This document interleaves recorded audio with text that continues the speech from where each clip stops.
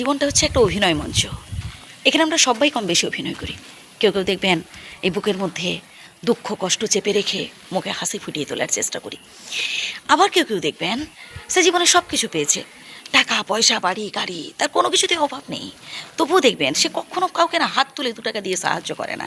তার এত অভাব, তার মনে সব সময় খালি এটা নেই ওটা নেই, এটা চাই ওটা চাই, মানে তার সবসময় তার অভাব অশান্তি লেগেই রয়েছে।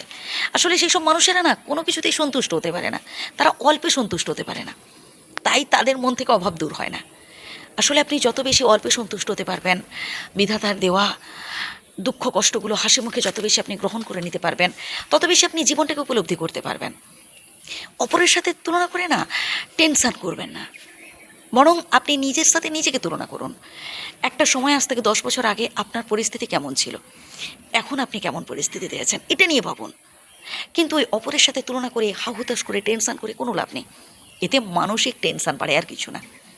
বরং অপরের ডেভেলপমেন্ট দেখে আপনি নিজে শিখতে পারেন যে মানুষটা জীবনে উন্নতি করেছে, তাকে দেখে কিছু শিখুন, তাতে লাভ আছে। কিন্তু ওই ঈর্ষা করে হিংসা করে আর যাই হোক জীবনে ভালো কিছু অ্যাচিভ করা যায় না। আমরা হচ্ছে মানে সবসময় খালি যার আর্থিক অবস্থা আমাদের থেকে ভালো, যে আমার থেকে আরও বেশি সুন্দরী, তার সাথে নিজে কম্পেয়ার করতে থাকি। যদি নিতান্তই তুলনা করতে হয়, তুলনা করুন তাদের সাথে হচ্ছে যে মানুষটা আপনার থেকেও অনেক বেশি অসহায়। কাছাকাছি কোনো বাস স্ট্যান্ডে যান বা রেল স্টেশনে যান, দেখতে পাবেন কত গরিব দুস্থ অসহায় মানুষ, কোনো বেলা আহার জুটছে তো কোনো বেলা জুটছে না। পারলে তাদের সাথে নিজের তুলনা করুন। আমি তো বলবো ভাই, আপনি অনেক ভালোতে আছেন, বিধাতার কৃপায় আপনি অঢেল পেয়েছেন।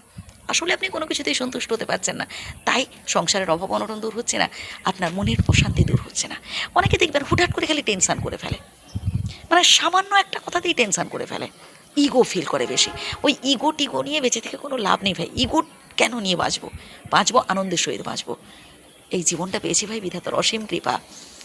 সবার সাথে মিলেমিশে বাঁচুন, আনন্দ করুন, আপনার সুখটা সবার সাথে ভাগ করে নিন, আপনার দুঃখ সবার সাথে ভাগ করে নিন, নিজের দুঃখ কষ্ট জীবনের যে সুন্দর সুন্দর মুহূর্তগুলো সবার সাথে ভাগ করে নিন। দেখবেন এতে আরও বেশি খুশি হবেন আপনি।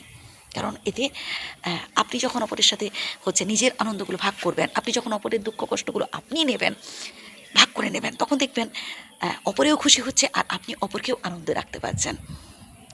হ্যাঁ, একটা সময় হয়তো আপনি আপনার পরিবারের জন্য অনেক কিছু করেছেন, অনেক স্যাক্রিফাইস করেছেন, কিন্তু এখন তাদের থেকে যতটুকুন পাচ্ছেন খুবই সামান্য। এতে কষ্ট পাচ্ছেন, মন খারাপ করছেন না ভাই, এতে কষ্ট পাবেন না। কারণ আপনি আপনার দায়িত্ব পালন করেছেন, আপনি আপনার কর্তব্য পালন করেছেন, বাকিটা বিধাতার উপর ছেড়ে দিন না। আপনার কর্ম যদি ভালো হয়, তার ফল ভালো হবেই। ভালো থাকবেন, সুস্থ থাকবেন।